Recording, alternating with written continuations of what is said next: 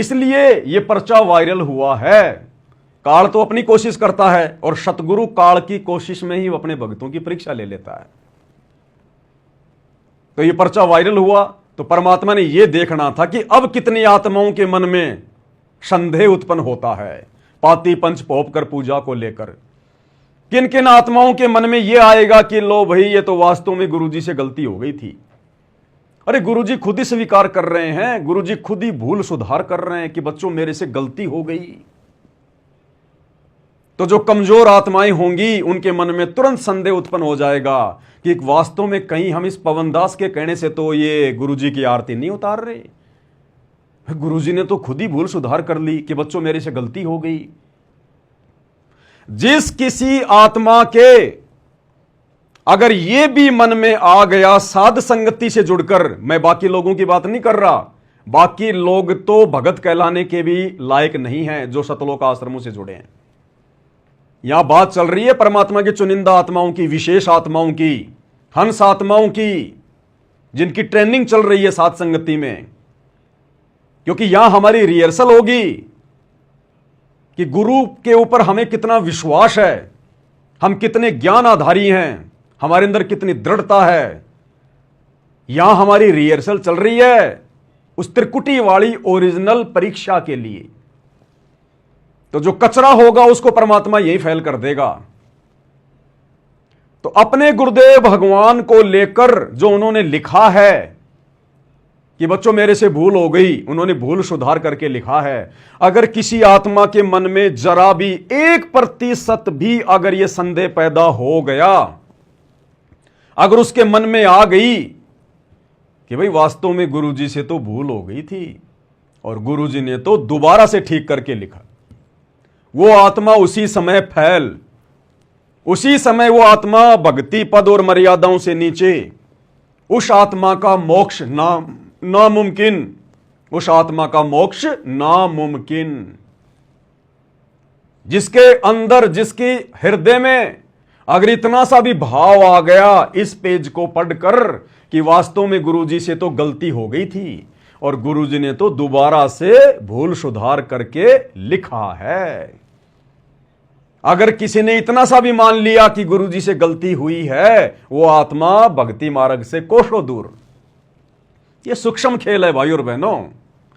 सतगुरु का और शिष्य का विश्वास रूपी कच्चे धागे से आपस में जोड़ होता है, कच्चे धागे की तरह रिश्ता होता है गुरु और शिष्य का। अगर मन में जरा भी मलिनता आ गई, जरा भी दोष आ गया किसी भी पॉइंट पे, किसी भी बात को लेकर, किसी के भी कहने से, उसी समय हम भक्ति पद और मर्यादाओं से नीचे गिर जाते हैं। यह सूक्ष्म खेल है। यह कनेक्शन और यह डिस्कनेक्शन ऑटोमेटिक होता है, ऑटोमेटिक।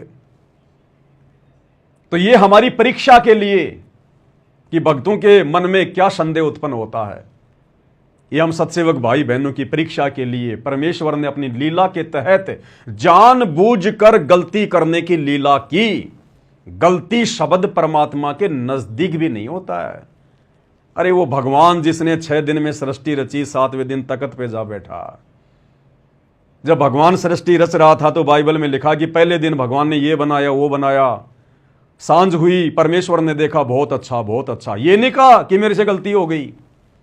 दूसरा दिन हुआ, परमेश्वर ने ये बनाया, वो बनाया, फिर कहा, सबको देखा और कहा बहुत अच्छा, बहुत अच्छा। दूसरे दिन ये नहीं कहा कि मेरे से गलती हो गई।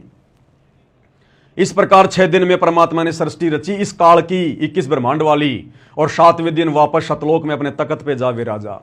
कोई गलती नहीं हुई परमात्मा से। गलती शब्द परमेश्वर की डिक्शनरी में भी नहीं होता। लेकिन आप और हमारी परीक्षा के लिए परमात्मा कुछ भी गलती करने की लीला कर सकते हैं, कुछ भी। जिस प्रकार परमेश्वर के विधान में नहीं है कि अपने गुरु जी के सिर पे जूते मारो। गुरु कभी नहीं कहेगा कि गुरु के सिर पे जूते मारने चाहिए। लेकिन अपने भक्तों की परीक्षा लेने के लिए परमात्मा ने एक समय, हमें गुरुदेव सत्संग में भी तो बार बार बताते हैं ना कि एक संत था। वो संत कौन था? यही सतगुरु रामपाल जी भगवान, यही कबीर भगवान। अनंत बार परमात्मा ना जाने कैसी कैसी लीला करते हैं।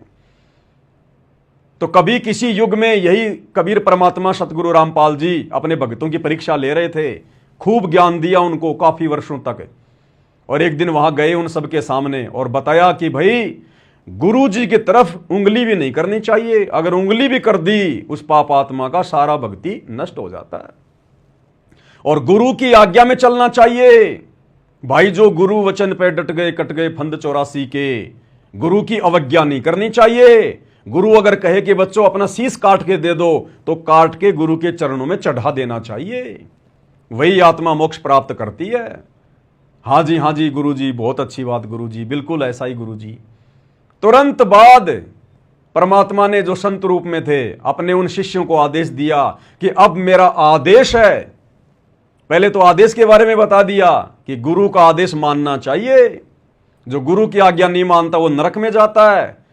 फिर तुरंत परमेश्वर ने कहा कि अब मेरी आज्ञा है, अपने अपने पैर का जूता निकालो और मेरे सर में 5-5 मारो, अपने भक्तों की परीक्षा लेने के लिए। जबकि उनके विधान में संविधान में कहीं नहीं है कि एक शिष्य ने अपने गुरुजी के सर में जूते मारने की सोचनी भी चाहिए, मारना तो बहुत दूर की बात है। लेकिन परीक्षा लेने के लिए परमात्मा ने बोल दिया, लिख दिया या बोल दिया, बात एक ही है। इसी प्रकार ये आप और हम भगत भाई बहनों की परीक्षा के लिए कि ये खाली देखा देखी में पांति पंच पहोप कर पूजा, सुबह और शाम की आरती में 5 दीपक के साथ मेरी आरती उतार रहे हैं, या कुछ ज्ञान आधार से मन में इनके श्रद्धा भी है, दृढ़ता भी है या नहीं है, या खाली देखा देखी में ही।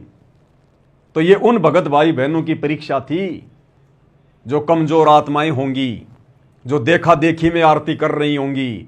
उनके मन में अगर इस प्रकार का दोष उत्पन्न हुआ, किसी के भी मन में, भाई 100 बार नाक रगड़ के रो रो के दरबार साहिब के सामने गुरुजी से माफी मांगना शुरू कर देना।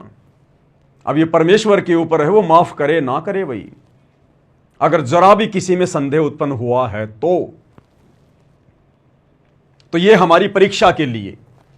अरे भगवान अगर गलती करेगा तो सृष्टि कौन चलाएगा? कैसे चल सकती है सृष्टि? अगर सतगुरु रामपाल जी भगवान संध्या आरती का सरलार्थ करते समय अगर गलती कर रहे हैं तो क्या गारंटी है कि 30 साल से उन्होंने जो हजारों की संख्या में सत्संग किए हैं उनमें गलती नहीं होगी? जब एक गलती हो सकती है तो 2 भी हो सकती है, 3 भी हो सकती है। क्या गारंटी है कि उनकी पुस्तकों में कहीं कोई गलती नहीं होगी? और क्या गारंटी है कि सतगुरु रामपाल जी आगे सत्संगों में कोई गलती ना करें? अगर उन्होंने शुरू में गलती अगर वो की है तो भाई और बहनों, ये तो सोचना भी मत कभी सौपन में भी कि गुरुजी से गलती हो गई होगी। इस गलती शब्द को जो हमारे गुरुजी के साथ में जुड़ा है, आग लगा देना, इसको काट के फेंक देना, इसको गलती शब्द को, भूल शब्द को। ना सतगुरु से भूल होती, ना सतगुरु से गलती होती। अपने बच्चों की परीक्षा लेने के लिए वो लाख बार भूल करने की लीला करे, लाख बार जानबूझ के गलतियां करने की लीला करे, ये उनकी मौज। तो ये हमारी परीक्षा के लिए था भाई और बहनों। लेकिन बड़ी खुशी की बात है, दास 2 या 3 दिन से यही देख रहा था कि मेरे पास में किसी का कोई मैसेज आता है या नहीं आता है कि भगत जी देखो यहां तो गुरुजी ने गलती कर दी। लेकिन शुक्र, एक भी आत्मा का ये पर्चा मेरे पास में पर्सनल नहीं आया, किसी ने नहीं भेजा। और सब भगत भाई बहन यही लिख के भेज रहे हैं इसके जवाब में फेसबुक पे, व्हाट्सएप पर, कि ये तो सतगुरु की लीला है, सतगुरु शंख कला दर्शावे। ये तो सतगुरु की लीला है अपने बच्चों की परीक्षा लेने के लिए। तो भाई और बहनों, ये साध संगति से जुड़कर गुरुदेव भगवान के आशीर्वाद का नतीजा है कि हमारे मन में काल तनिक भी संदेह पैदा नहीं कर पा रहा है।